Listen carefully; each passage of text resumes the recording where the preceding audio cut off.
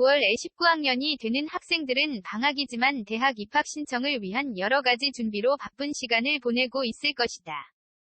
이제 8월이면 많은 대학의 지원서와 공동지원서가 오픈되고 곧 대학 지원 절차뿐 아니라 재정보조 신청 절차를 계획해야 합니다. 믿기 어려우시겠지만 많은 학부모나 학생들이 재정보조 신청은 대학 지원을 다 끝내고 입학할 학교가 결정되면 그 다니게 될 학교에 신청하는 것으로 알고 있는데 그렇지 않다는 것입니다. 대학 지원 마감일이 곧 재정보조 신청 마감일과 같을 수도 있으니 대학 지원 마감일을 체크하면서 재정보조 신청 마감일도 같이 체크해서 실수 없도록 조심해야 합니다.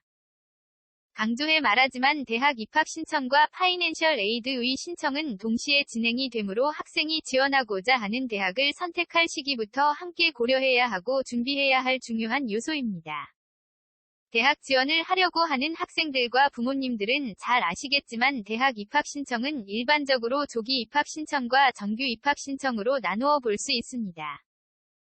조기 입학 신청은 일반적으로 11월 1일까지 입학 신청을 해야 합니다.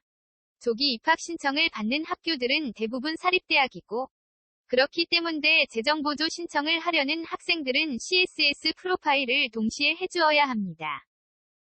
조기 지원의 경우는 입학 신청 마감일과 재정보조 신청 마감일이 11월 1일로 동일한 학교가 많으니 주의하도록 합니다. CSS 프로파일은 각 가정의 형편을 자세히 알릴 수 있는 문항들로 구성되어 있습니다. CSS 프로파일은 대부분의 사립대학들과 일부 주립대학들 이 학생 가정의 수입과 자산 내역을 자세히 검토하기 위해 요구하는 서류입니다.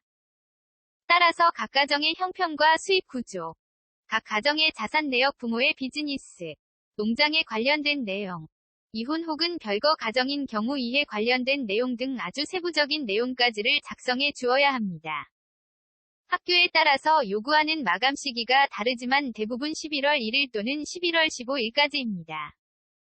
CSS 프로파일과 함께 부모와 학생의 텍스 보고서 또는 대학 자체의 파이낸셜 에이드 신청서를 제출해 주어야 하는 대학도 있습니다.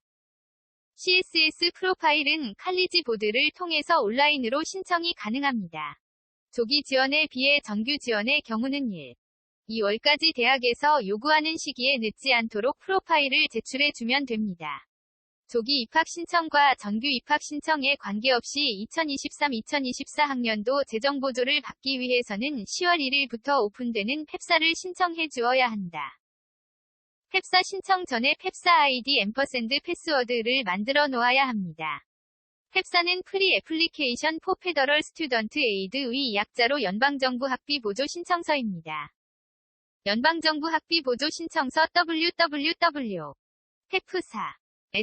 가브에서 신청할 수 있습니다.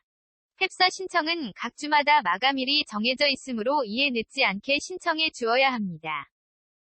만약 이를 지키지 않을 경우 주정부에서 제공하는 주장학금을 받는 것에 불이익을 당할 수도 있습니다. 이외에도 IDOC에 가입되어 있는 대학들은 대학에서 요구하는 추가 서류들을 칼리지 보드의 IDOC에 제출해 주어야 합니다. 대학으로 직접 보내도 받아주질 않기 때문에 반드시 IDOC으로 보내주어야 합니다. 정확한 파이낸셜 에이드를 받기 위해서는 이제 곧 있을 여러 신청 절차를 늦지 않고 정확하게 해주어야 하는 것이 무엇보다 중요합니다. 신청 전 예상 대학들의 재정보조 경향을 분석해보고 각 가정의 재정 상태에 따라 파이낸셜 에이드를 얼마나 받을 수 있는지를 파악해보는 것도 필요하다 하겠습니다.